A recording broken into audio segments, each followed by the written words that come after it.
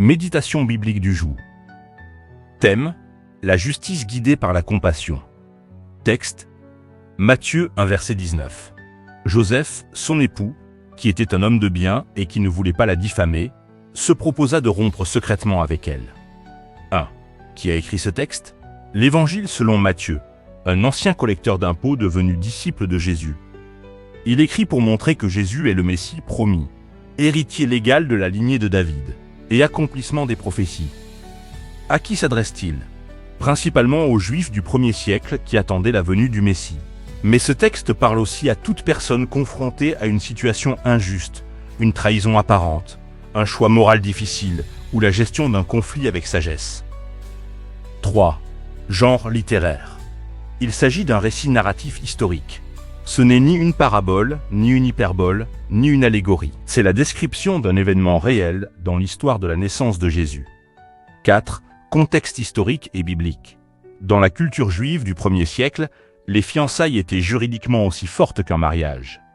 Rompre ces fiançailles nécessitait un divorce officiel. Lorsque Joseph découvre que Marie est enceinte, 3 possibilités existent selon la loi: la dénoncer publiquement, demander un jugement religieux, ou la répudier discrètement. Joseph choisit la 3e option, la discrétion et la compassion.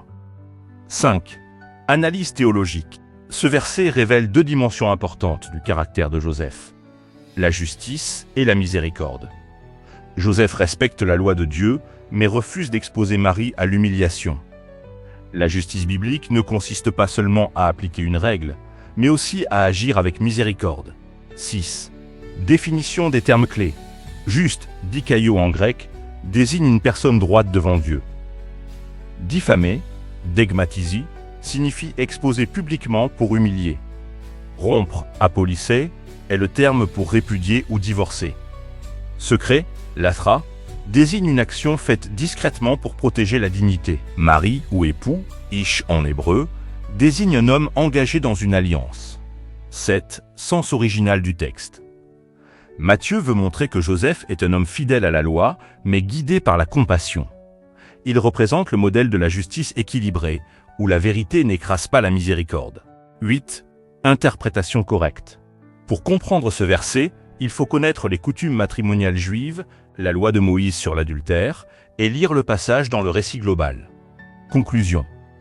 Dieu agit souvent à travers des hommes justes et compatissants. 9. Mise en garde contre les mauvaises interprétations.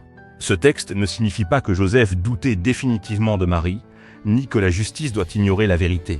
Il montre que la justice divine inclut la miséricorde et la sagesse. 10. Illustration. Un juge sage ne cherche pas seulement à appliquer la loi, mais aussi à préserver la dignité humaine.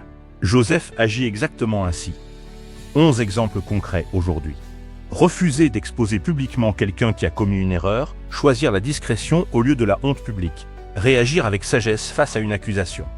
La vraie maturité spirituelle se voit dans la manière de gérer les conflits. 12. Message clé du jour.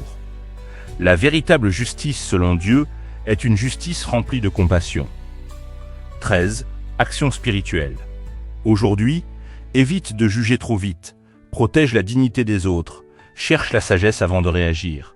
Déclare: Seigneur, apprends-moi à être juste sans perdre la compassion. 14. Acte prophétique. Déclare: Seigneur, donne-moi un cœur juste comme celui de Joseph. Que mes décisions reflètent ta justice et ta miséricorde. Fais de moi un instrument de sagesse et de paix. 15. Prière. Père céleste, apprends-moi à agir avec justice et compassion. Protège mon cœur des jugements rapides. Donne-moi la sagesse de Joseph pour prendre les bonnes décisions.